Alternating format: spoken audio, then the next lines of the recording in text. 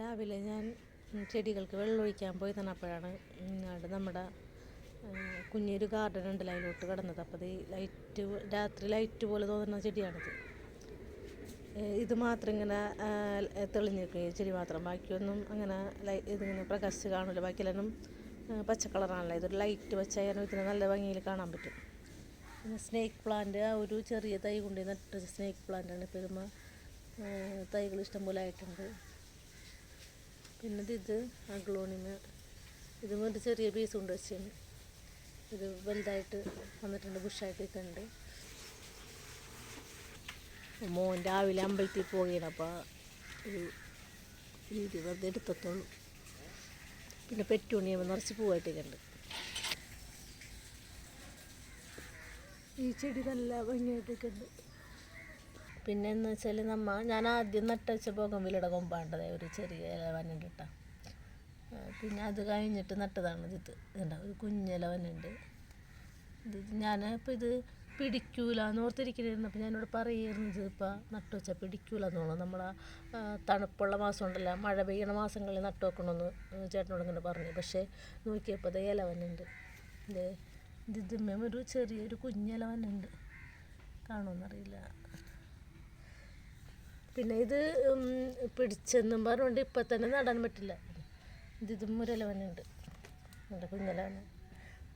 എന്നുവെച്ചാൽ ഇതുമ്പോൾ ഞാൻ അങ്ങനെ എനിക്ക് ഒരു അബദ്ധം പറ്റിയെന്ന് വെച്ചാൽ, ഞാൻ അന്ന് ഇങ്ങനെ പിടിപ്പിച്ചിട്ട് ഇങ്ങനെ ഒരു ഇല കണ്ടപ്പോൾ ഞാൻ പറിച്ച് നടാൻ നോക്കി. പക്ഷെ അത് പോയി.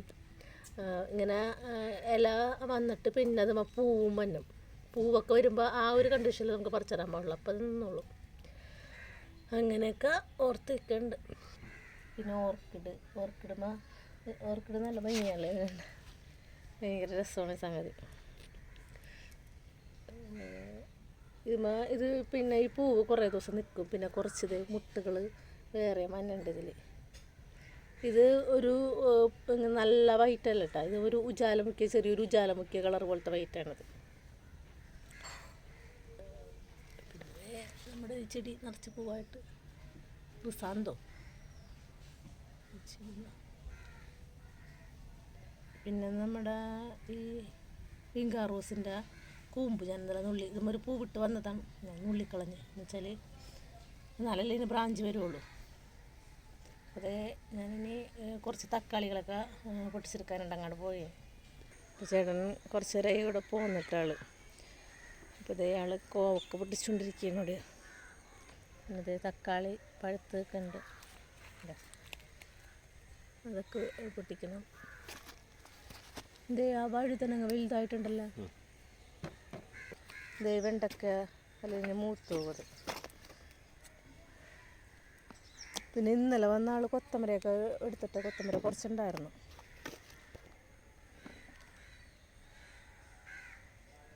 വെണ്ടക്ക സാമ്പാറിലിടാം. ഇവിടെ 2 തക്കാളി പഴുത്തൊക്കെയുണ്ട്. ഏതായാലും പശു വന്നിട്ട് തക്കാളി തൊടാൻ നന്നായാലേ. പശുവിന് മനസ്സിലായെന്നാണ് നമ്മ ചെടി നട്ടാക്കിയാണ്. ചേട്ടൻ്റെ കുറ്റമെന്ന് മനസ്സിലായി. പശു നമ്മുടെ ചെടികളൊന്നും ആക്രമിച്ചില്ല. ശരിക്കും പറഞ്ഞാൽ ഇതിൻ്റെ ഇടയിൽ കൂടി പോയെന്നുള്ളതാണ്. എന്നിട്ടും പക്ഷേ നമുക്ക് പോലും നടക്കാനായിട്ട് ഇത്തിരി പാട്ടാണ് ഇതിൻ്റെ ഇടയിൽ കൂടി. പക്ഷെ പശു ഒന്നിനും പരിക്കേൽപ്പിക്കാണ്ട് അങ്ങോട്ട് പോയി. നമ്മുടെ വാഴയുടെ ഒരു ഇലക്ക് മാത്രമൊക്കെ പ്രശ്നം ഉണ്ടായുള്ളൂ.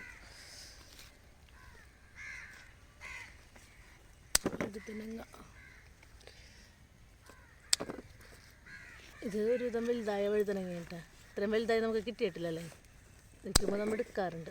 പിന്നെ ഇതുമ്മ ഉണ്ട്, ഇതെടുത്തു, രണ്ടും എടുത്തു. അയ്യോ ഒരു കുഞ്ഞ് പോയി അതിൻ്റെ. ശരിക്കും വഴുതനങ്ങ നമുക്ക് എങ്ങനെയെങ്കിലും കിട്ടും കേട്ടോ, വഴുതനങ്ങ നട്ട് കഴിഞ്ഞാൽ. പിന്നെ ഈ കൊത്തമരയും ഉള്ളതും കൂടി പൊട്ടിക്കുകയാണ്. കൊത്തമര ഒരു കൊലയത്തനെ ഉണ്ടോ, 3-4-5 എണ്ണം ഇങ്ങനെ നിൽക്കുകയാണ്. കൊത്തമരം ഉണ്ടാവും, വഴുതനങ്ങയും ഉണ്ടാവും, വലിയ കുഴപ്പമൊന്നുമില്ലാണ്ട് അല്ലേ. തക്കാളി ഉണ്ടാവും, പക്ഷെ തക്കാളി ഞങ്ങൾ വലുതാവണില്ലെന്നുള്ളൂ. ഉണ്ടാവുന്നുണ്ട്, നമ്മുടെ ആവശ്യത്തിന് കിട്ടും. അയാൾ ഇതെല്ലാം പൊട്ടിച്ചെടുത്തു മൂത്ത് കഴിഞ്ഞാലേ. ഇതമ്മയും കൊത്തമര ഉണ്ടോ. ഇത് പക്ഷേ അങ്ങനെ പിടിക്കാണ്ടിരുന്നൊരു കൊത്തമര തൈയാണ് ഇത്. പക്ഷേ പൊങ്ങിപ്പോകുന്നു ഇത് സംഗതി. ഇന്നിത്തിരി മറ്റേ വെള്ളം ഒഴിച്ചെടുക്കണ്ട ചാണകം. പിന്നെ നമ്മുടെ സ്ഥിരം വിളവെടുപ്പായ കോവക്ക എപ്പോഴും കിട്ടും. കോവക്ക കണ്ടിപ്പോൾ എല്ലാവർക്കും മതിയായിട്ടുണ്ടാവും. എപ്പോഴും കോവക്ക അല്ലേ. ഇത് പക്ഷേ ഞങ്ങൾ നോക്കാതിരുന്നൊരു കോവലിൻ്റെ തൈയാണ്. ഇതിനൊരു വലയൊക്കെ കൊണ്ട് കെട്ടിയപ്പോൾ അതുണ്ടായി. അധികം ഒന്നും ഉണ്ടാവണ്ടായിരുന്നില്ല അല്ലേ. വല കൊണ്ട് കെട്ടിയപ്പോഴാണ് ഈ സംഗതി ഉണ്ടായി തുടങ്ങിയത്. പടരാനൊരു സൗകര്യം കൊടുത്തപ്പോഴാണ്. ഒന്നും ചെയ്തിട്ടില്ല ഈ കോവലിൽ. പിന്നെ നമ്മുടെ ഈ ചെമ്പരത്തി പൂ വേണ്ട, ഇന്ന് ഞാൻ നട്ട് വെച്ചിട്ടാണ് അപ്പുറത്തെ സൈഡിൽ ഈ മതിലിൻ്റെ അപ്പുറമുള്ള ചെമ്പരത്തി മണി പൂവുണ്ടായിരിക്കണം.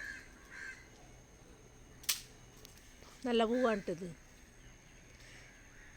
പിന്നെ പശു ഇങ്ങോട്ട് കയറാതിരിക്കാൻ വേണ്ടി ഓലയും കൊണ്ട് ഇങ്ങനെ കെട്ടി വെച്ചേക്കുന്നുണ്ട്. റോപ്പ് ഇട്ടിട്ട് ഉണക്കോല വെച്ച്.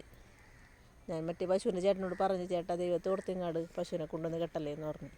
അപ്പം ആൾക്ക് മനസ്സിലായി. ആൾ അറിയാണ്ട് എങ്ങനെ പശു അഴിഞ്ഞു പോയതാണ്. എന്നാലും നമ്മൾ പറയണമല്ലോ. ഓരോ പിടിയായിട്ട് ചേട്ടൻ കൊണ്ടുവന്ന് നിർത്തുന്നുണ്ട്.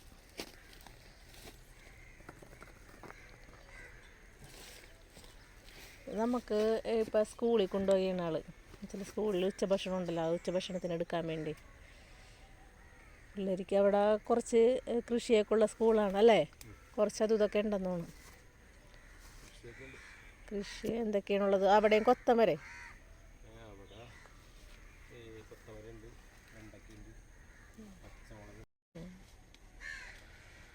അവിടെയും കൊത്തമരയും വെണ്ടക്കയും പച്ചമുളകൊക്കെ ഉണ്ടെന്ന് പറയുന്നുണ്ട്. അപ്പോൾ അന്ന് കൊണ്ടുപോയ കോവക്ക വഴി സാമ്പാറിലിട്ടെന്നല്ലേ പറഞ്ഞ തക്കാളി അല്ലേ. അന്ന് കൊണ്ടുപോയി കോവക്ക ഒരു സാമ്പാറിലിട്ടെന്ന് പറയണ്ടായിരുന്നു ചേട്ടൻ. അങ്ങനെ ഇങ്ങനെ നമ്മുടെ വാട്ടാനൊന്നും ഉണ്ടാവില്ല. ഇത് കുറേ കുട്ടികളുണ്ടല്ലോ, സാമ്പാറിലാക്കി ഇടാനേ പറ്റുള്ളൂ. പിന്നെ ആൾ വീണ്ടും ഒരു പിടി കോവക്കയിട്ട് വന്നിട്ടുണ്ട്. വീണ്ടും ഒരു പിടി കോവക്ക. ആ ബക്കറ്റ് തന്നെ വേണം കോവക്ക ഇടാനായിട്ട്.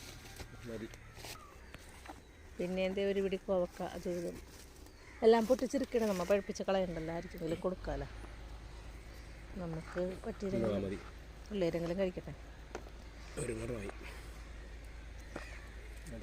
അപ്പോൾ നിർത്തേണ്ട. കോവക്ക ഒരു ഇതൊക്കെ പൊട്ടിച്ച് കഴിഞ്ഞ് പിന്നെ ഇതിൻ്റെ ഇടയിൽ വഴുതനങ്ങയുണ്ട്, കൊത്തമരയുണ്ട്, തക്കാളിയുണ്ട്. കോവക്കനെ മാത്രം കാണുന്നുള്ളൂ. വീഡിയോ നിർത്തിയാണ്. അടുത്ത വീഡിയോയുടെ അടുത്ത ദിവസം കാണാം.